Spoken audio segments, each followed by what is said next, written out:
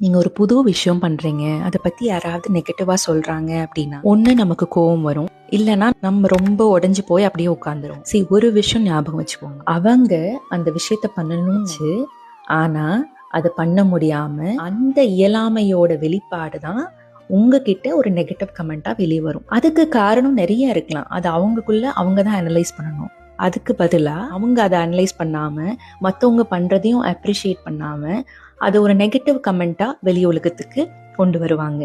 But that's okay, அவங்களுக்கு தெரிஞ்சது அவ்வளோதான் அப்படின்னு சொல்லிட்டு நீங்கள் உங்களோட தரத்தை கீழே இறக்கிக்காம ஒரு வெறுப்பையோ கோபத்தையோ காமிக்காம அவங்கள இறக்கத்தோட பாருங்க. நீங்கள் உங்கள் வழியில் பயணிச்சுட்டே இருங்க. ஏன்னா உங்களை விட உங்களுக்கு சப்போர்ட் பண்ணுறது யாருமே இல்லை.